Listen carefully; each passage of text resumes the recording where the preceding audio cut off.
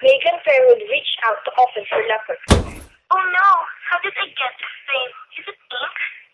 She rubbed the dark stain of her white blouse. The shiny blue pen was a gift from her parents for her 16th birthday. It was an expensive present, but it had leaked ever since Megan started using it. Yes, leaking again. I'll have to tell Dad. I hate to bother him about a pen. He's been so busy these days, so wrapped up in his new job, but the pen will have to be returned to the store. Megan returned to hall and saw two blonde cheerleaders stringing up a hand-stenciled banner with the words, Go Tigers, 1935, State Baseball Champ. It reminded Megan of Richard Bradley, her boyfriend. She searched the crowded hall for him. He must have gone straight to the baseball practice. Megan turned back to her locker and realized that someone was watching her. A boy with a straight, brown hair. Pale, Robin Fear. Hi, Robin. She pulled open her locker, and a pile of magazines tumbled out over the floor. Movie Fan magazines her friend Abigail had loaded her. Robin bent down to help her gather them up. He gazed down at the top magazine in Megan's hand. Being Crosby. Do you like him? Did you hear his program on the radio last night? My dad doesn't let me listen to music on the radio. How boring. A loud voice interrupted. How's my girl? Hi, I thought you were at practice. On my way. Do you want to start it tonight? Study of what? I'll think of something. Without warning, he bent down and kissed her on the lips. Megan hated when he did that. It is as if he could kiss her whether she wanted to or not.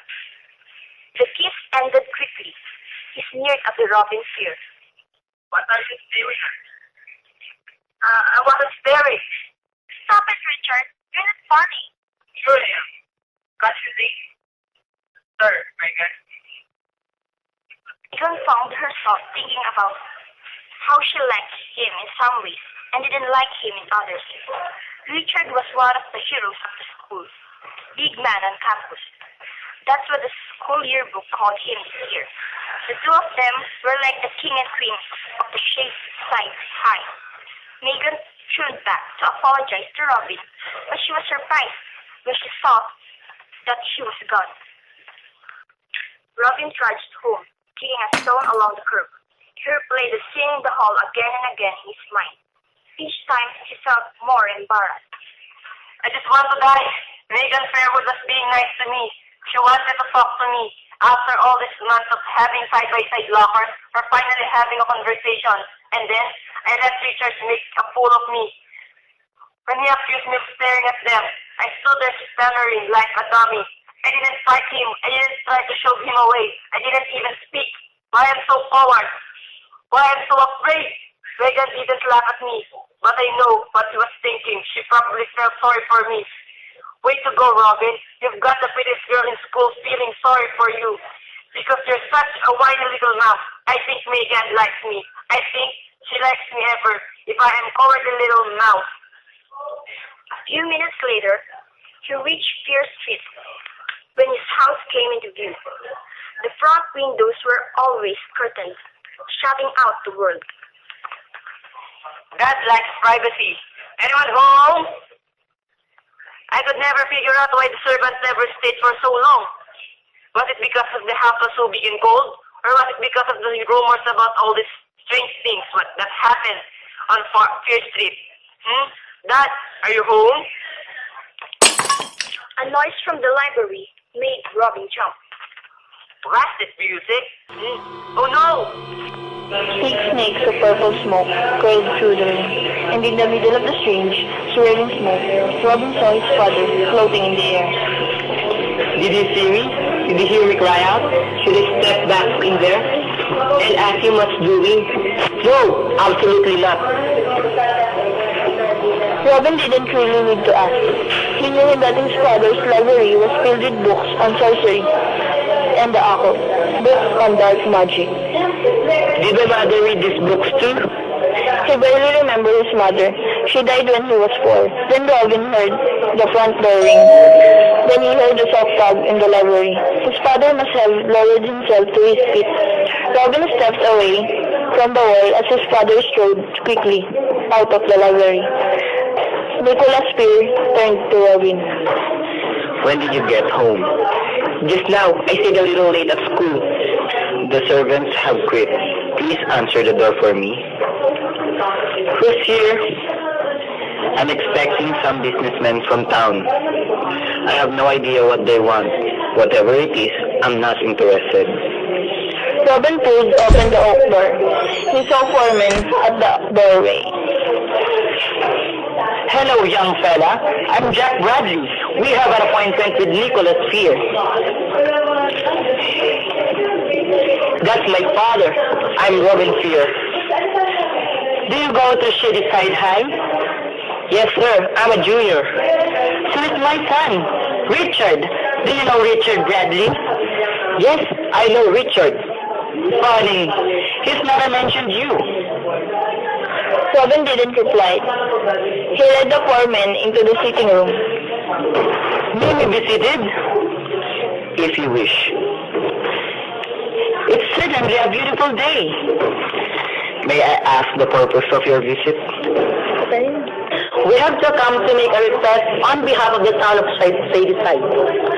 A few weeks ago, the four of us traveled to an amusement park in your city called Coney Island. We believe that an amusement park like Coney Island is just the Shadyside sleep. As you know, Mr. Fear, this town was hit by a stock market crash 6 years ago. We still haven't recovered. We still have many men out of work. The town has a little income. Why have you come to me? I know nothing about amusement parks. Did you come to sell me a ticket to the Ferris wheel? We've come to ask you to give the town a section of woods behind the street. Excuse me? We have received money to build a park. We would like to clear part of woods and build a park there. It would mean so many jobs for people. It would bring hundreds of tourists to Shadyside. With your permission? You don't have it. But Mr. Fear, the woods belong to the Fear family. I may ask you to drop your plans, and I may ask you to stay away from the Fear Street woods. Stay away from all of my property. Mr. Fear, I must ask you to think about your answers. I will send over the plan for the park tomorrow. Perhaps, if you study them. Good day, gentlemen. We will not take no for your answer. Please think about this. If you say no, Mr. Bradley stopped short. He staggered forward clumsily in the fear to choke. So was the three men. help! I can breathe! Dad, stop it! Robin, I didn't see you there. Are you okay? Are you feeling okay? Mr. Bradley, can I get you a glass of water? I don't know what happened. It suddenly felt as if my throat closed up. The stranger thing, mine too. I couldn't breathe. As if someone tied a knot in my windpipe. I feel it too. I shall have to have this room checked. It has been shut up for so long. Perhaps the window should be left open. Anyway, I will not change my mind. Your amusement park must go somewhere else. It will never be built on Fear property. Never. He slammed the door and took a deep breath. Then he turned to Robin. Must be something in the air. Come help me open the windows, son. Saturday afternoon. I'll go out for a walk. Where are you going in such a hurry? Just for a walk in the woods. You spent a lot of time there. I like there. Me too. Maybe I'll join you for a bit. They went out the servants' door in back and crowded the broad back lawn to where the trees began. It had rained the night before, leaving the ground soft and moist. This is all ours. Dad, did you have to say no to those men? It's hard to make friends. That's all. Very hard. It will make it worse. Most people in this town aren't worthy to be your friend. Huh? I don't understand that. You're a fear. You must remember that, Robin. The fear family stands apart in this town. Stands apart? We always have. We're not like others. That's why my great-great-grandfather, Simon, built his mansion out here in the woods, so far from town. That's why he bought this property. They're woods, and that's why I built here too. Because we're different? Do you think we're better than the others? Just different. A crackling of twigs and leaves made them both jump. Robin turned toward the sound. He saw a brown overcoat and in a dark hat, a man. Who's there? Robin recognized the man, Jack Bradley, carrying a long rifle. Who's there? Startled by the angry shout, Mr. Bradley turned, spotted Robin shoot through the trees, raised the rifle, and aimed it at him. No! Robin cried out, swung his hands over his face as if to shield himself. Then, he saw the man didn't carry a rifle. Mr. Bradley carried some sort of ruler, a surveying tool. You startled me, Mr. Fear.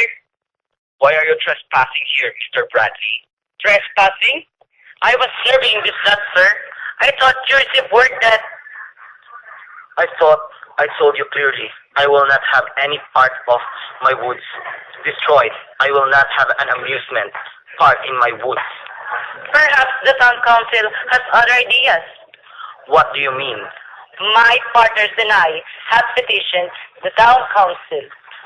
We want part of the woods to be reclaimed by the town. The woods here should be enjoyed by everyone. One man shouldn't be able to keep all this land for himself. Besides, the records aren't clear.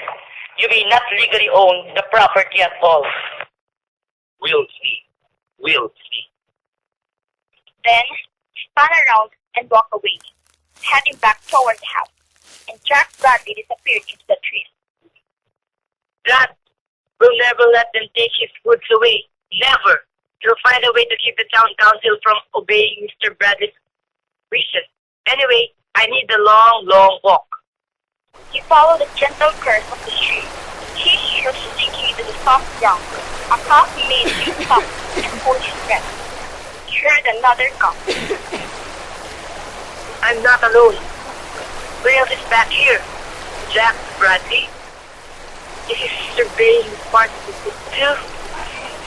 At the edge of the stream, he saw the hash of copper, colored hair, a girl. Regan, is she looking for me? Robin! Hi! Hi! What are you doing here, Robin? Just walking. It's such a beautiful day, huh? You walk in the woods often? It cheers me up. You're unhappy? No, I mean, I just like it. The woods cheers me up too. I like this little stream. The sound it makes, like jingle bells. Does the stream lead into the lake? Yes, there are a whole bunch of little streams that feed into the lake.